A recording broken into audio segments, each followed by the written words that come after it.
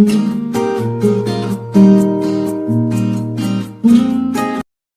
friends, welcome to our channel Thirumathi Dhanakumar. இன்னைக்கு நம்ம என்ன ரெசிபி பண்ண போறோம்னா ஒரு வெரைட்டி ரைஸ் தான் பண்ண போறோம்.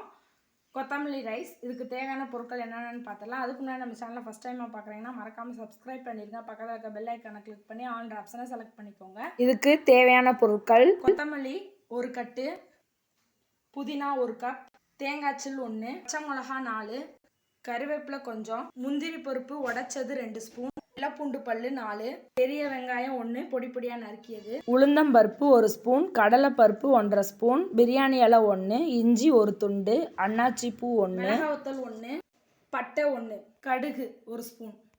இப்போ கொத்தமல்லி சாதத்துக்கு நம்ம மசால் ஃபுல்லாக அரைச்சிடலாம். கொத்தமல்லி தலை இலையை மட்டும் எடுத்து மிக்சி ஜாரில் அலசி போட்டுக்கலாம்.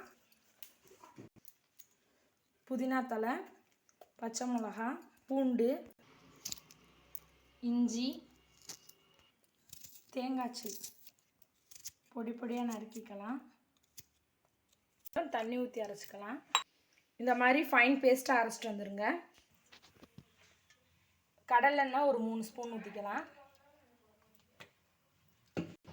நெய் 1 ஸ்பூன், கடுகு, எண்ணெய் காஞ்சிருச்சு, கடுகு போட்டாச்சு. உளுந்து, கடுகு வெடிச்சோன்னா உளுந்து போட்டுக்கோங்க. உளுந்து கொஞ்சம் செவக்க பொரிஞ்சோடனே கடலைப்பருப்பு போட்டுருங்க. பட்டை, அன்னாச்சி பூ,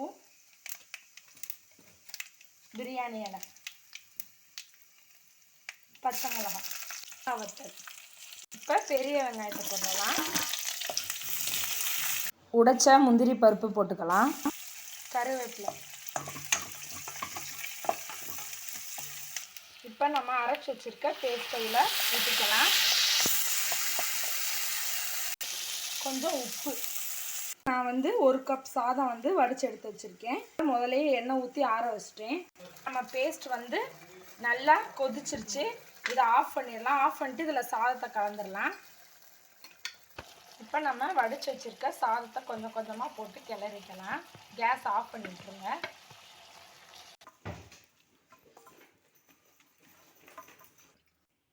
இப்போ பார்த்தீங்கன்னா நம்ம சுவையான ஆரோக்கியமான கொத்தமல்லி ரைஸ் ரெடி ஆயிடுச்சு. இது ரொம்ப ஈஸியாக இருக்கும். நம்மளுக்கு பிள்ளைகளுக்கு கொத்தமல்லி தழை சாப்பிடாத பிள்ளைகளுக்கு இந்த மாதிரி செஞ்சு கொடுத்தீங்கன்னா நல்லா சாப்பிடுவாங்க. இப்போ நம்ம சுவையான கொத்தமல்லி சாதம் ரெடி ஆயிடுச்சு. வாங்க சாப்பிடலாம். இந்த வீடியோ பிடிச்சிருந்தா லைக் பண்ணுங்கள், ஷேர் பண்ணுங்கள், கமெண்ட் பண்ணுங்கள். மறக்காமல் நம்ம சேனலில் சப்ஸ்கிரைப் பண்ணிடுங்க. பக்கத்தில் இருக்க பெல் ஐக்கானை கிளிக் பண்ணி ஆல் ஆப்ஷனை செலக்ட் பண்ணிக்கோங்க. தேங்க்ஸ் ஃபார் வாட்சிங்.